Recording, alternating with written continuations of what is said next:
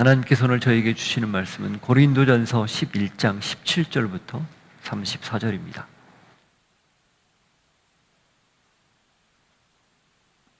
고린도전서 11장 17절부터 34절 같이 읽겠습니다. 내가 명하는 이 일에 너희를 칭찬하지 아니하나니 이는 너희의 모임이 유익이 못되고 도리어 해로움이라.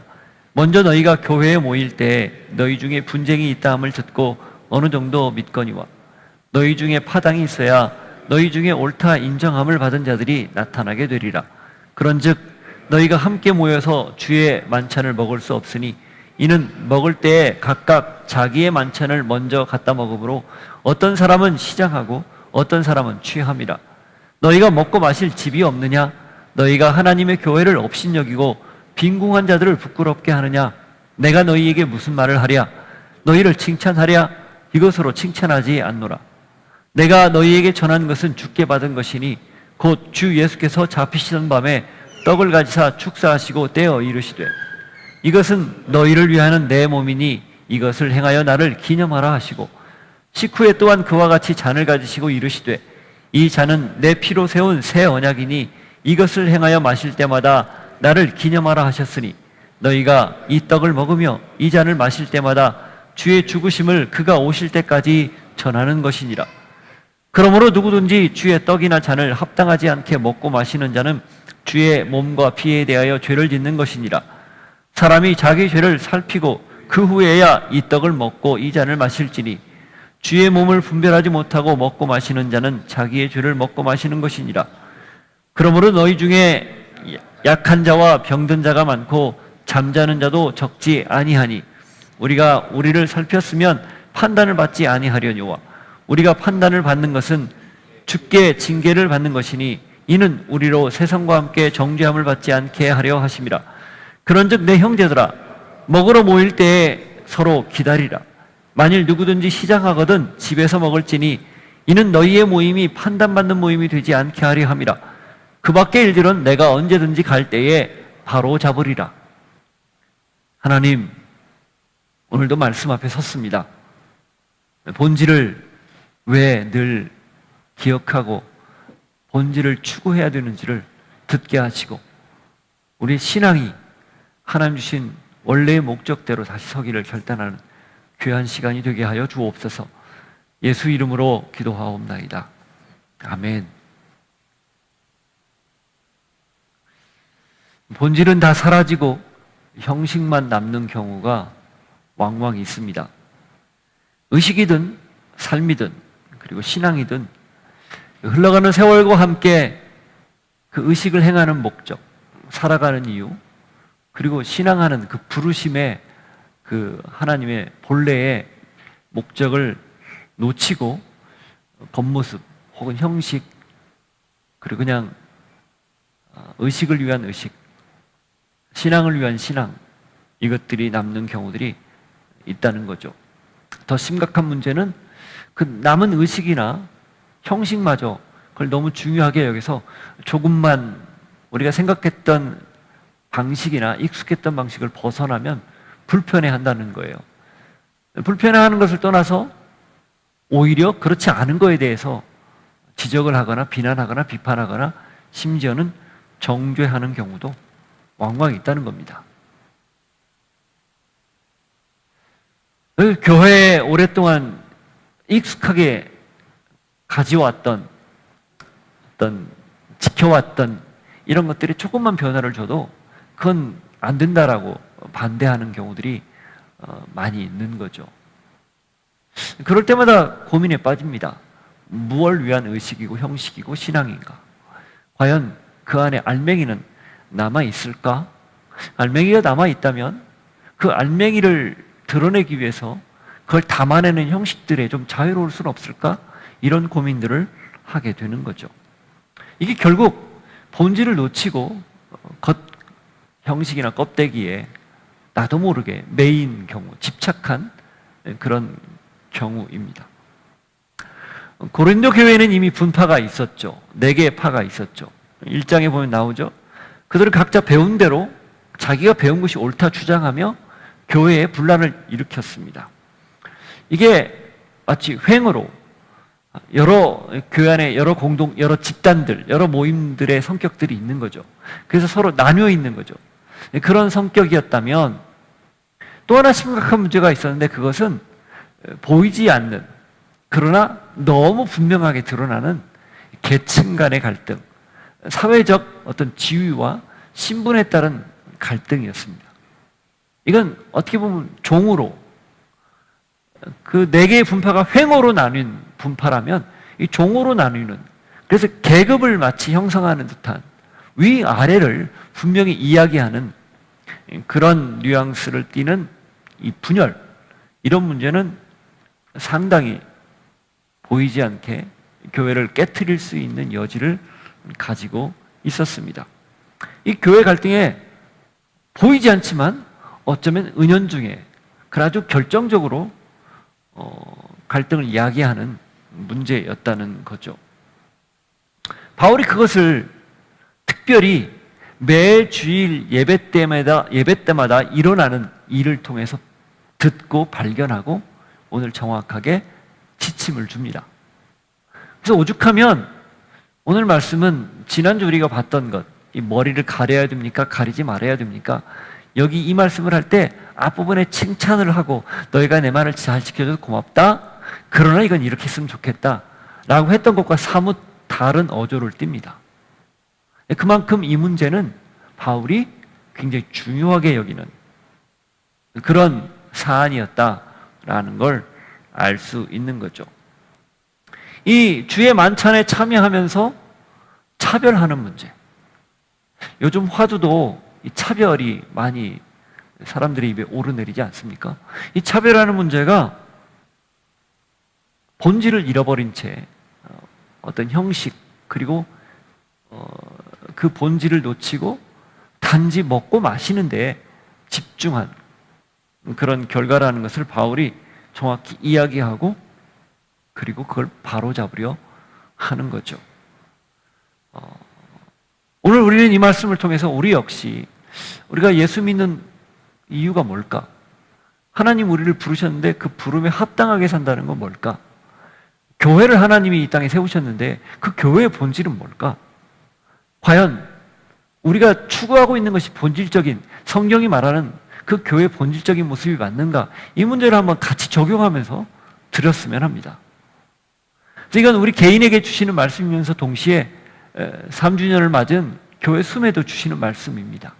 과연 교회에 원래 하나님이 그 교회를 세우고 탄생하게 한 그 목적이 뭔가라는 거죠. 자, 바울이 먼저 고린도 교회 성도들을 책망하면서 말씀을 시작합니다. 17절에서 19절. 내가 명하는 이 일에 너희를 칭찬하지 아니하나니 이는 너희의 모임이 유익이 못되고 도리어 회로움이라. 먼저 너희가 교회에 모일 때 너희 중에 분쟁이 있다함을 듣고 어느 정도 믿거니와 너희 중에 파당이 있어야 너희 중에 옳다 인정함을 받은 자들이 나타나게 되리라. 네, 칭찬하지 않는다. 이 표현을 썼어요. 그 22절에 또 나오거든요. 너희를 칭찬하랴? 칭찬할 수 없다. 이 그만큼 이 주의 만찬을 왜곡, 변질시킨 이 고린도 교회의 특정 사람들, 좀 넉넉하게, 형편이 좀 넉넉했던 사람들, 그 사람들에 대해서 정확하게 질타하는 그런 어조로 말씀을 시작하는 거예요.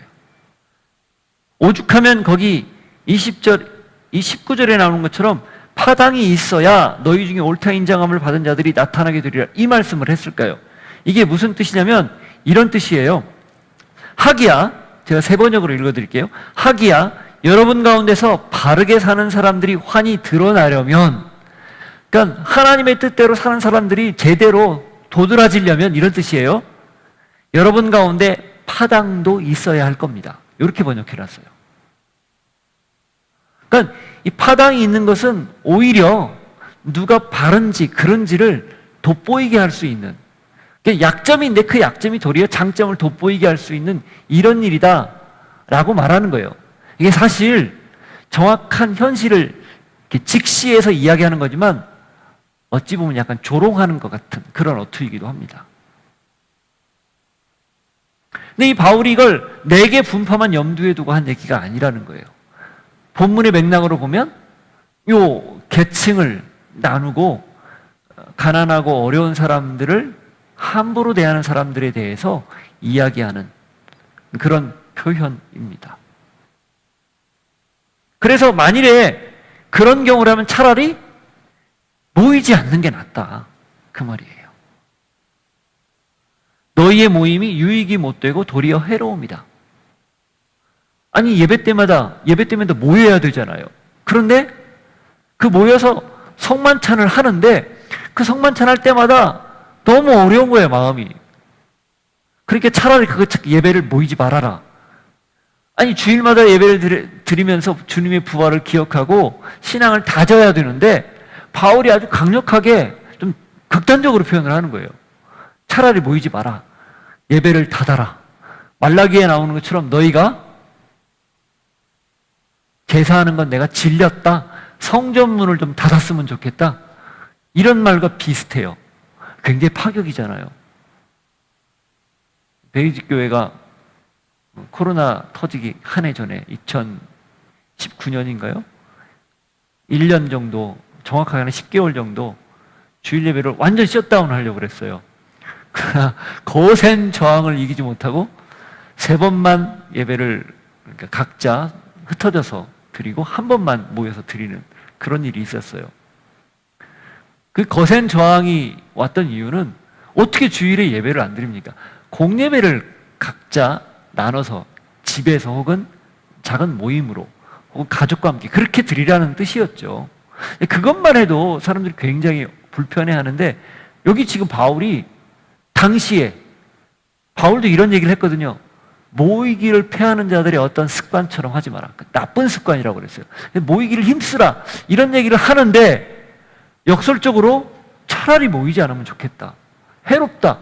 이런 말을 할 정도였다는 거예요. 자, 그 고린도 교회에서 매주일 예배할 때 성만찬을 하는데 그 성만찬에서 일어났던 일이 어느 정도로 심각한 갈등을 일으켰는지 짐작할 수 있지 않습니까? 지금 바울이 그걸 이야기하는 거예요.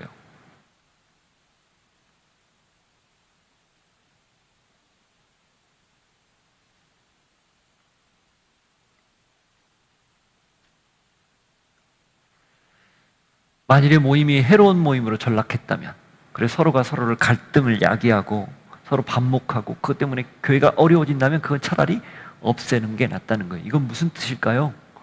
모이는 거든 그게 뭐든 목적을 벗어나면 차라리 그러지 않을 수 없다면 없애는 게 낫다는 거예요. 차라리 안 하는 게 낫다는 겁니다. 좀 극단적인 표현이지만 그게 그나마 모임을 혹은 그 공동체를 유지할 수 있는 방편이기도 한다는 거예요.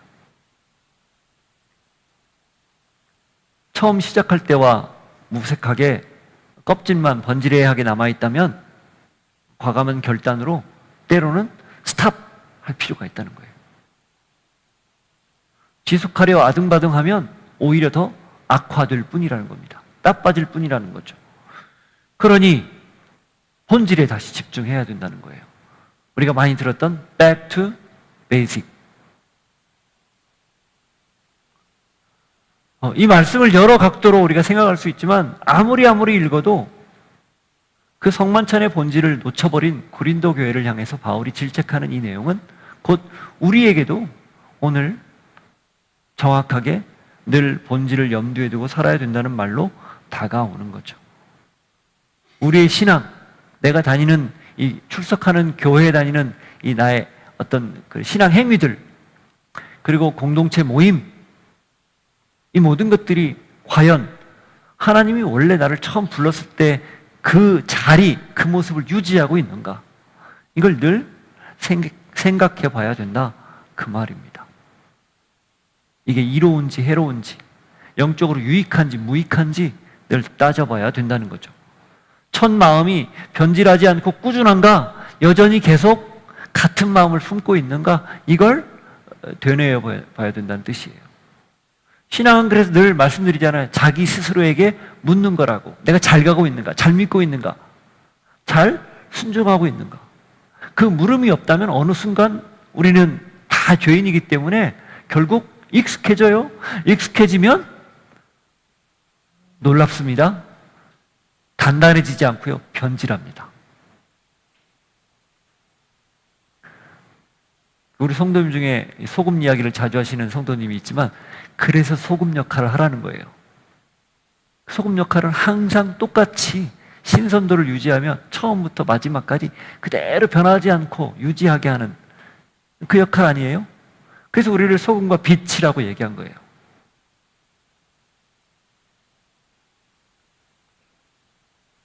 바울의 이 단호함, 이걸 우리가 들으면서 우리가 신앙이 온전한지, 제대로 돼 있는지, 제대로 가고 있는지 여러분 오늘 특별히 한번 스스로에게 물어보기를 바랍니다. 자, 그렇게 서두를 꺼낸 다음에 그 다음 단호하게 이렇게 얘기합니다. 20절 보십시오. 그런즉 너희가 함께 모여서 주의 만찬을 먹을 수 없으니, 이렇게 되어 있습니다.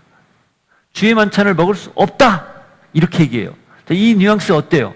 만찬을 너희들은 하면 안 된다, 이런 뜻으로 이렇게 다가오잖아요.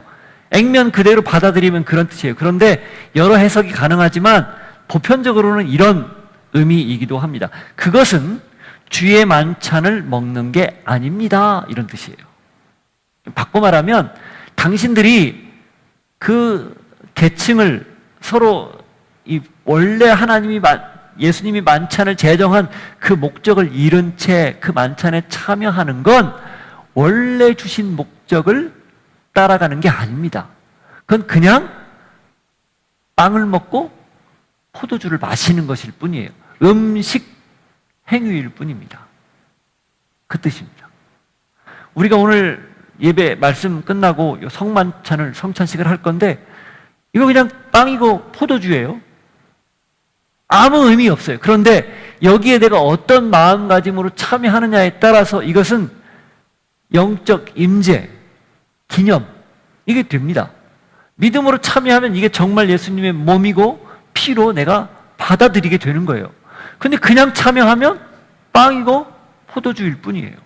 지금 바울이 그걸 이야기하는 겁니다. 당신들이 성찬에 참여하는데 그렇게 본질을 왜곡한 채 참여하면 그건 한낱 음식을 즐기는 것에 불과합니다. 무의미합니다.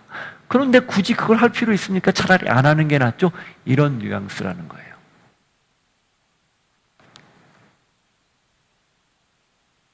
왜? 21절을 보십시오. 바울이 그 이유를 이야기합니다. 이는 먹을 때에 각각 자기의 만찬을 먼저 갖다 먹으므로 어떤 사람은 시장하고 어떤 사람은 취함이라. 이는, 왜냐하면, 왜 그것은 주의 만찬을 원래 참여하는 목적이 아닙니다 라고 말을 했는가? 차라리 모임을 패하는 게 낫다고 말을 했는가? 그건 당신들 안에 이런 문제가 있기 때문입니다 라고 이야기하는 거죠. 거기 뭐라고 되어 있어요? 먼저 갖다 먹고, 그래서 어떤 사람은 배부른데 어떤 사람은 배고프고, 배부른 사람 중에는 심지어 취한 사람도 있고, 이렇게 표현을 한 거예요. 자, 당시 초대교회 문헌이나 여러 가지를 보면 당시에는 애찬과 성찬이 주일 예배 때 같이 있었어요. 애찬은 우리가 쉽게 요즘으로 표현하면 우리가 말씀 예배 끝나고 말씀 읽고 나서 함께 식탁을 나누잖아요. 김밥을 드시든 샌드위치를 드시든 가서 사 먹든. 이걸 일종의, 정확히 말하는 애찬이라고는 어렵지만 그런 교제 형식으로 봐요. 초대교회 때도 그런 성만찬 의식 중에 그런 게 있었습니다. 이럴 경우에는 성도님들이 각자 집에서 먹을 것을 싸서 가지고 와서 교회에서 함께 나눠 먹었어요. 그런데 넉넉한 사람들은 많이 싸우는데 좀 그러지 못한 사람들은 적게 싸우거나 혹은 빈손으로 오는 경우도 있었습니다.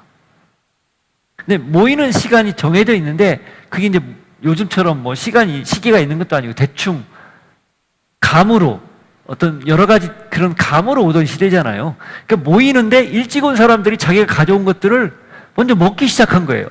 근데 먹는데 그 정도가 지나쳐서 배부르게 먹고 심지어는 취할 정도로 먹은 거예요. 그렇게 하고 난 다음에 예배 중에 교회에서 준비한 빵과 포도주를 먹는 성찬식을 했습니다. 이 두 가지가 병행이 되는데 이 앞부분이 문제가 되고 있는 거예요. 그래서 늦게 온 사람들이나 가난한 사람들은 거기에 언뜻 참여하기가 쉽지 않았던 거죠. 애찬식은 구제 성격도 조금 있었다고 합니다.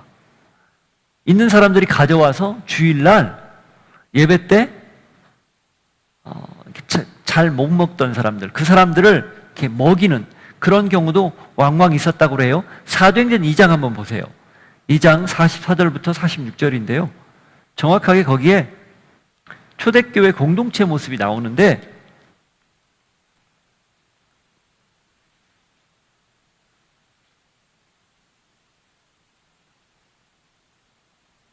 사도행전 2장 44절부터 46절, 7절 같이 읽습니다. 믿는 사람이 다 함께 있어 모든 물건을 서로 통용하고 또 재산과 소유를 팔아 각 사람의 필요를 따라 나눠주며 날마다 마음을 같이하여 성전에 모이기를 힘쓰고 집에서 떡을 떼며 기쁨과 순전한 마음으로 음식을 먹고 하나님을 찬미하며 또 온 백성에게 칭송을 받으니 주께서 구원받는 사람을 날마다 더하게 하시니라. 거기 46절에 집에서 떡을 떼며 기쁨과 순전한 마음으로 음식을 먹고, 요게 바로 애찬 성찬식의 일부처럼, 이때는 가정에서 예배를 드렸으니까 가정교회라고 보시면 되죠. 그런 일이 있었단 말이죠. 그런데 이 일을 할 때 약간의 문제가 생긴 거예요. 취지는 좋아요. 굉장히 좋았어요. 가난한 사람들을 구제, 돕는 그런 성격도 띄었습니다. 그런데 그게 시간이 지나면서 무분별하게 그냥 편리를 추구하거나 혹은 먹는 걸 즐기는 것으로 바뀌어버리고 만 거예요. 그러니 바울이 그것은 주의 만찬을 먹는 게 아닙니다, 이런 표현을 쓴 거죠.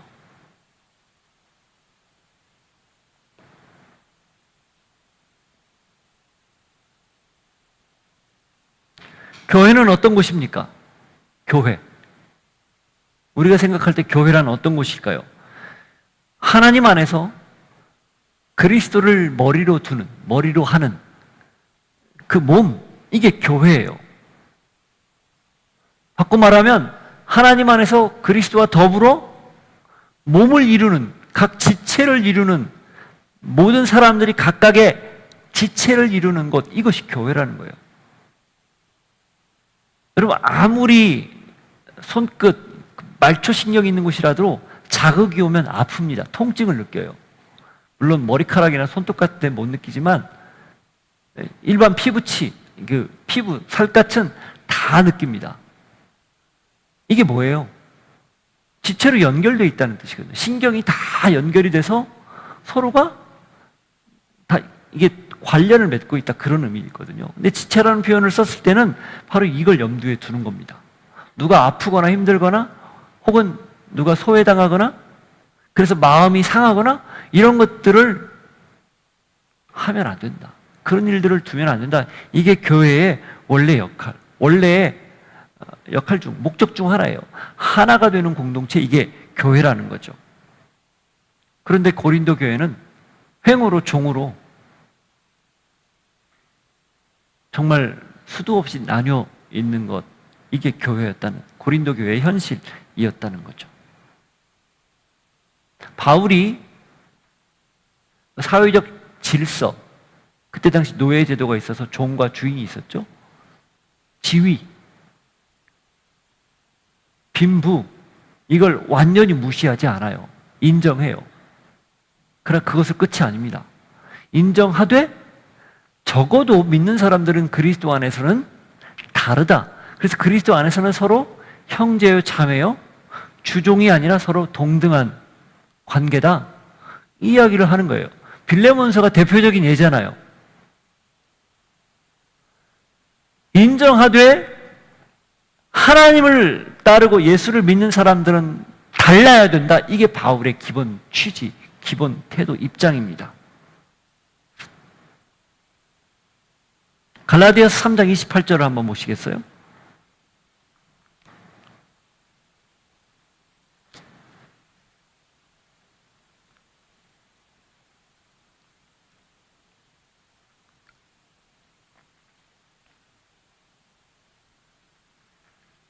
갈라디아서 3장 28절 읽습니다. 너희는 유대인이나 헬라인이나 종이나 자유인이나 남자나 여자나 다 그리스도 예수 안에서 하나이니라. 이게 굉장히 중요한 가치예요. 자, 그런데 바울이 이걸 강조하는데, 사회 질서를 유지하되 이걸 강조하는데 고린도 교회는 어땠다는 겁니까? 전혀 다른 방식으로, 그것도 주의 만찬을 행한다는 아주 중요한 반드시 필요한 명분을 내세워서 오히려 이 관계, 하나 되는 것들을 위태롭게 했다, 이 말입니다. 그러니 차라리 안 했으면 좋겠다, 이런 말까지 하는 거예요. 본래 목적을 잃고 전혀 다른 방향으로, 그것도 아주 열심히, 정말 완벽한 변질을 보여주는 것, 이게 바로 고린도 교회 성만찬의 현실이었다는 거죠. 22절 보십시오. 너희가 먹고 마실 집이 없느냐? 너희가 하나님의 교회를 업신여기고 빈궁한 자들을 부끄럽게 하느냐? 내가 너희에게 무슨 말을 하랴? 너희를 칭찬하랴? 이것으로 칭찬하지 않노라. 먹고 마실 집이 없습니까? 이런 뜻이에요. 하나님의 교회를 업신여기고 가난한 자들을 그렇게 부끄럽게 합니까? 교회에 와서 서로 하나 되는 것을 알고 그나마 부족한 것들을 교회 가면 서로 사랑으로 보듬고 채워주는 걸 경험해서 기대와 기쁨으로 오는데, 그걸 무시하고 당신들 하고 싶은 대로만 합니까? 칭찬할 수 없습니다. 이런 다른 표현을 하면 정말 당신들 못됐습니다, 이런 뜻이에요.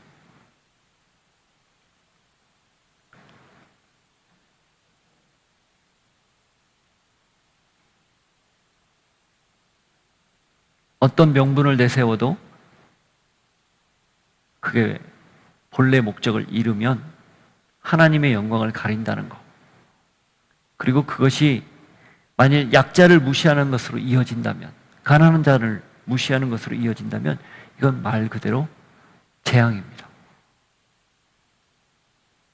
우리는 늘 우리가 말 한마디를 하든 행동 하나를 하든 신앙인으로서 어떻게 해야 되는지를 늘 염두에 두고 살아야 돼요. 심지어 교회에서 일어날 수 있는 아주 자연스러운 것까지도. 자, 이제 바울이 성만찬의 본래 의미를 가르칩니다. 그리고 그 출처를 먼저 분명히 밝혀요. 23절 앞부분, 내가 너희에게 전하는 것은 주께 받은 것이니. 바울이 자기의 생각을 전하지 않고 주님으로부터 받은 것, 예수님으로부터 받은 것을 이야기하는 거예요. 이 성만찬이 누구로부터 비롯됐다? 그리스도 예수 주로부터 비롯되었다. 이건 곧 당연히 그분이 가르쳐 주신, 만드신 목적대로만 집행돼야 된다, 일어나야 된다, 그 뜻이에요. 이거 내가 전하는 말이 아니라 주님이 하신 말씀이고 주님이 만든 제도이기 때문에 그걸 따라야 된다, 그런 내용이에요. 함부로 변질시킬 수 없다, 그거예요. 내용은 어떻게 됩니까? 23절 후반부부터 25절 보시죠. 곧 주 예수께서 잡히시던 밤에 떡을 가지사 축사하시고 떼어 이르시되 이것은 너희를 위하는 내 몸이니 이것을 행하여 나를 기념하라 하시고, 식후에 또한 그와 같이 잔을 가지시고 이르시되 이 잔은 내 피로 세운 새 언약이니 이것을 행하여 마실 때마다 나를 기념하라 하셨으니. 이 성만찬 본문은 지난주도 말씀드렸지만 네 군데가 나옵니다. 좀 비슷한 것까지 포함하면 5군데예요. 사복음서와 그리고 여기 고린도전서. 근데 쓰여진 시기로 봤을 때 고린도전서가 제일 먼저 한 AD 55년경에 쓰여졌기 때문에 보통 오늘날 그리고 교회 전통적으로 성만찬 의식을 행할 때 이 본문을 그대로 읽습니다. 저도 조금 이따 이걸 할 거예요. 근데 이게 주님으로부터 받은 것이고 주님이 하신 말씀인데, 자, 이것을 먹고 마셔라 이렇게 표현하는 거예요. 자, 이것을 먹어라, 이건 내 몸이다라고 얘기했습니다. 빵은 몸을 상징합니다. 찢기신 몸, 십자가에서 못 박히고 창으로 찔려서 찢기신 몸을 뜻하죠. 그리고 피는, 자는 피를 뜻합니다. 새 언약을 뜻해요. 자, 피는 무슨 의미입니까? 구약에서 피는 제사에 반드시 필요한 죄를 사함받기 위해서, 죄를 용서받기 위해서 반드시 필요한 게 피였어요. 예수님이 십자가에 흘린 피를 그렇게 연결시켜서 말씀을 하는 거죠. 근데 구약이 옛 언약이었다면, 제사가 옛 언약이었다면, 새 언약은 예수님의 피로 우리가 정결하게 되는 의식이다. 이걸 가르쳐 준 거예요. 이게 잡히시기 전날 밤에 하신 거예요. 만찬을 하고 그리고 겟세마네로 갔다가 잡히죠. 그런데 요한복음은 오병이어의 기적이 끝난 직후 이 말씀을 하십니다. 그러면서 오병이어를 통해서 사람들을 다 먹인 다음에 제자들에게, 사람들에게 말씀을 하는데, 내 몸을 먹고 내 피를 마셔야 된다. 이게 굉장히 섬뜩한 이야기예요, 사실은. 어떻게 사람이 자기 몸을 먹고 자기 피를 마시라고 할까? 그래서 그걸 이해하지 못하고 많은 사람들이 뿔뿔이 흩어졌어요. 예수님이 제자들에게 너희도 가려느냐? 라고 물어봤을 때 도마가 생명의 말씀이 여기 있는데 우리가 어디로 가겠습니까? 했던 그 본문 기억납니까? 요한복음 6장에 나오죠. 바로 그 내용이에요. 자, 왜 예수님이 당신을 먹고 당신을 마시라고 했을까요? 이건 음식이 우리 몸 안에 들어오면 이게 어떻게 돼요? 왜 우리가 음식을 먹습니까? 지금은 다 규명이 됐잖아요. 이걸 통해 우리가 살아갈 수 있는 에너지원, 양분을 다 공급받는 거예요. 그렇죠? 그리고 불필요한 건 배설물로 나가는 거죠. 곧 음식을 먹는다는 건 내가 먹는 그게 나와 온전히 하나가 되어서 나를 지탱하는 힘을 준다, 이런 의미가 담겨 있어요. 그 예수님이 나를 먹고 마셔라 이렇게 말씀한 것은 너희들은 말이야, 이제로부터 너희들 힘으로 사는 존재가 아니야. 나를 통해서만 사는 존재. 모든 근원이 나에게 비롯돼. 그러니 나를 전적으로 의지하고 붙들어야 돼. 이런 의미예요. 우리가 더는 내가 내 힘으로 사는 게 아니라 내 안에 계신 그리스도 까닭에 사는 것. 갈라디아서 2장 20절. 그런즉 내가 사는 것은 내가 아니요 나를 위해서 자기 몸을 버리신 그리스도 예수 때문에 사는 것, 그걸 고백하라는 의미. 이게 성만찬에 담겨 있는 뜻이에요.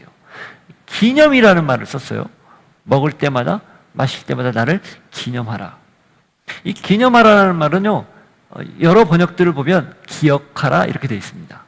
그런데 원래 이 기념이라는 말, 아남네시스라는 말이거든요. 이건 재현입니다. 기억해서 그것을 다시 재현하라. 그래서 이 아남네시스라는 말의 요 기념이라는 말을 해석을 해보면 예수님이 성만찬을 하면서 했던 그 행위를 우리가 믿음으로 그대로 재현하는 거예요. 그러면서 십자가에서 우리를 위해 희생하신 그걸 내가 고스란히 받아들여서 내 뜻과 내 힘대로 사는 게 아니라 예수님의 뜻과 예수님의 힘대로 사는 것을 늘 잊지 않고 이걸 행할 때마다 나는 그런 존재였지 라는 걸 알라는 그런 의미입니다. 단지 이 말은 예식 혹은 의식으로, 세리머니로 그냥 형식적으로 하라 그런 의미가 아니라는 거예요. 할 때마다 기도하면서 성령의 임재를 구하면서 그것이 지금 예수님이 마치 이 현장에 오셔서 내 몸이다, 내 피다, 먹어라, 마셔라 하는 것과 똑같은 믿음으로 그 현장에 참여해라. 그렇게 살아내라. 그런 의미가 이 안에 담겨 있는 거예요. 바울이 왜 이렇게 구체적이고 정확하게 이야기를 할까요? 고린도 교회가 지금 그러지 못하고 있어서예요. 이 성만찬은 우리가 가끔 하기 때문에 굉장히 새롭고 은혜가 있지만 매주 한다고 생각해 보십시오. 익숙해집니다. 자동으로 반응할 거예요. 목사님이 앞에서 집례하는 자가 이것은 너희를 위한 내 몸이니 이것을 행할 때마다 나를 기념하라. 그게 너무 익숙해서 잘 그냥 나도 모르게 반응, 무감각하게 참여할 수 있다, 그거예요. 지금 그걸 철저히 경계하는 거예요. 오늘 우리도 그런 마음으로, 새로운 마음으로 그래서 다시 이 성만찬에 참여해야 할 것입니다. 그걸 놓쳐버린 고린도 교회, 그래서 바울이 정확하게 말을 하는 거죠. 그러면서 이 성만찬의 또 다른 목적 하나를 정확히 이야기합니다. 26절이에요. 너희가 이 떡을 먹으며 이 잔을 마실 때마다 주의 죽으심을 그가 오실 때까지 전하는 것이니라. 뭐라고요? 먹고 마실 때마다 뭘 다짐하라고요? 주님이 모두를 위해 죽으셨다는 사실, 구원을 위해 십자가에서 죽으셨다는 사실을 그분이 다시 오실 때까지 전하라는 거예요. 그게 성만찬의 의미입니다. 우리가 예수님과 연합하는 것을 영적으로 경험하고, 아하, 이 놀라운 사실을 이걸 모르는 자들에게 전해야 되는 것, 이게 내 역할이구나, 이걸 알라는 거예요. 죽었기 때문에 부활했다는 사실, 부활했기 때문에 다시 오실 것이라는 사실, 이걸 선포하는 거죠. 초대교회 때 복음 전도자들이 전했던 아주 단순한 명쾌한 복음이에요. 예수님이 십자가에서 우리 죄 때문에 죽었습니다, 부활했습니다, 다시 오십니다. 이걸 우리도 다짐하고 기억하며 그렇게 해내야 된다는 거죠. 자, 바울이 이야기하는 성만찬의 의미가 뭐라고요? 연합. 예수로 사는 것. 그리고 주의 십자가를 전하는 것. 그걸 꼭 기억하시고, 거기서 만일에 벗어난다? 역시 본질을 놓친 것이라는 걸 알고 우리가 성찬에 임할 때마다 또 신앙할 때마다 그 사실을 잊지 않기를 축복합니다. 자, 그렇게 이야기하고 그 다음에 이어서 바울이 이 고린도 교회 지금 현재 벌어진 일과 맥락을 이어붙여서 이런 이야기를 해요. 27절, 28절. 그러므로 누구든지 주의 떡이나 잔을 합당하지 않게 먹고 마시는 자는 주의 몸과 피에 대하여 죄를 짓는 것이니라. 사람이 자기를 살피고 그 후에야 이 떡을 먹고 이 잔을 마실지니, 이렇게 되어 있습니다. 그러니 뭐라고요? 누구든지 아무도 예외 없이 합당하지 않게 주님의 떡과 잔을 먹고 마시는 것은 뭐라고요? 자기 몸에 대해서 죄를 짓는 것이다, 이렇게 표현을 합니다. 이 합당하지 않게라는 말은요, 합당이라는 말이 뭐냐면 저울추가 있으면 거의 저울추에 그 기준점이 있죠. 그 기준에 딱 정확하게 닿는 것, 이걸 합당하다고 했어요. 조금만 미달되면 그건 합당하지 않다 표현을 했습니다. 그러니까 기준이 있는데 그 기준, 제시한 기준에 정확하게 딱 닿는 지점, 이걸 이야기해요. 그렇지 않은 건 미달이죠. 속이는 거나 불법이죠. 그런데 만일에 성찬에 참여하는데 내가 스스로를 살폈는데 그 성찬에 참여할 만한 기준에 미달되었다면 그걸 알고 분별해서 그러지 않도록 회개하고 몸을 깨끗하게 하는 과정을 거쳐야 된다, 그런 뜻입니다. 지금 고린도 교회 성도들이 그런 과정 없이 그냥 먹고 마시는 데에 집중해서, 교제하는 데 집중해서 본질을 놓친 것을 지금 정확하게 이야기하는 거예요. 그래서 자기들은 좋지만 누군가는 좋지 않은, 먹고 취해서 너무 즐겁지만 누군가는 슬퍼하는, 그것을 철저히 경계하는 거죠.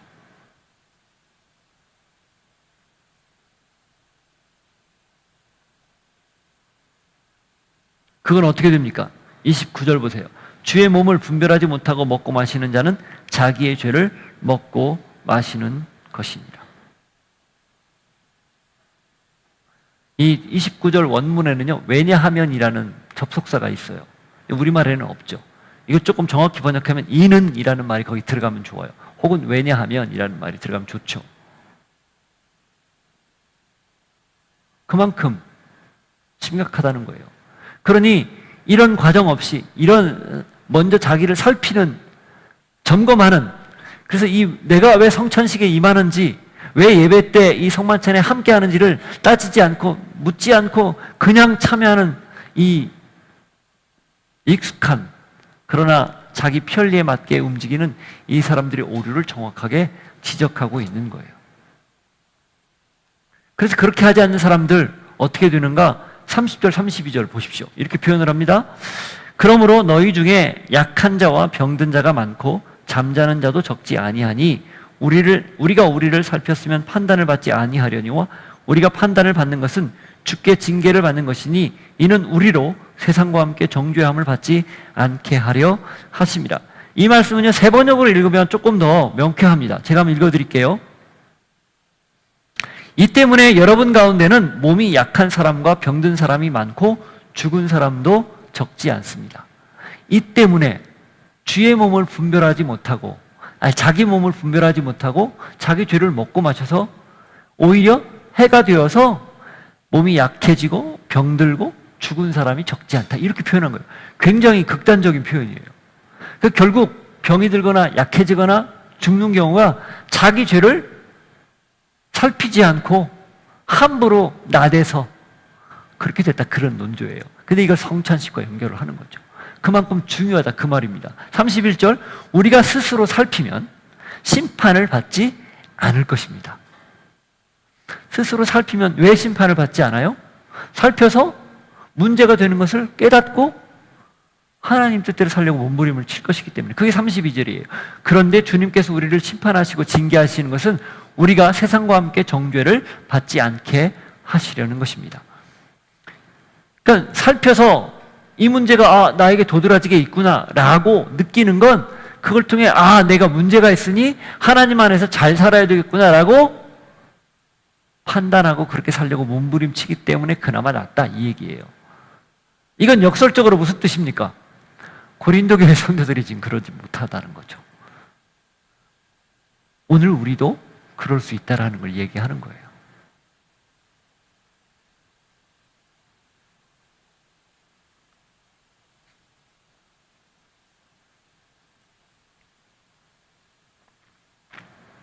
내가 정말 하나님이 원래 만드신 목적대로 살고 있는지, 본질을 벗어나지 않았는지 늘 스스로 물어보라는 거죠.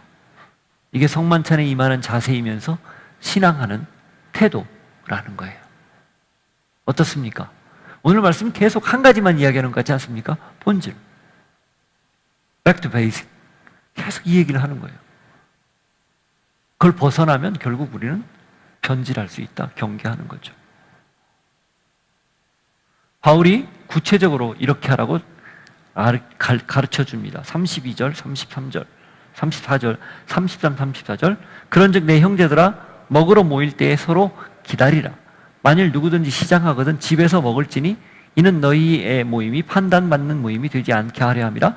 그 밖의 일들은 내가 언제든지 갈 때에 바로 잡으리라. 자, 먼저 어떻게 하라고요? 기다려라. 배려하라. 그 말입니다.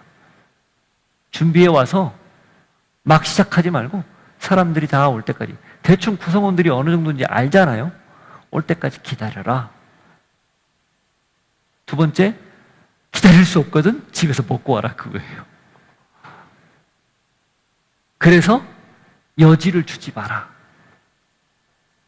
굉장히 실질적인 내용입니다. 두리뭉실하지 않아요. 이상적인 이야기를 하지 않아요. 아주 구체적으로 얘기를 해요. 그리고 더 자세한 건 내가 가서 직접 얘기하겠다. 이렇게까지 말을 합니다. 여러분, 기억하십시오. 의식, 형식은 그 내용물, 본질을 잘 담아내기 위한 툴이에요. 도구예요. 그걸 잊어버리면, 본질 내용물을 잊어버리면 결국 어떻게 될까요? 다 놓칩니다. 그냥 하나의 익숙한 신앙 행위로 전락하고 마는 거죠. 우리는 언제든지 그럴 가능성이 농후합니다. 그렇기 때문에 항상 내가 원래 처음 부름받았던 그때를 기억하고 그 감격을 잊지 않고 꾸준하게 사는 모습이 필요해요. 그래서 아침과 저녁으로 말씀을 읽고 기도하는 이유도 바로 그런 모습들을 지속하기 위한 방편입니다. 저는 부디 여러분에게 이런 변함없는 한결같은 모습이 늘 있기를 축복합니다. 그래서 항상 본질을 찾고 본질에 집중할 수 있는 그런 개인이 될 수 있기를 바라고, 또 그런 교회 숨 공동체 여러분 모두가 될 수 있기를 축복합니다.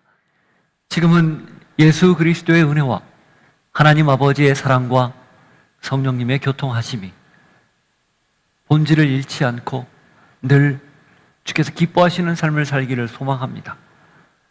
주의 몸과 피를 상징하는 떡과 잔을 먹고 마심으로 나는 이제 나로 살지 않고 그리스도로 살겠습니다. 내 안에 계신 예수 그리스도 까닭에 살아내겠습니다. 결단하는 주의 백성들 머리 위에, 삶의 자리 위에 이제로부터 영원토록 함께 하시기를 간절히 축원하옵나이다. 아멘.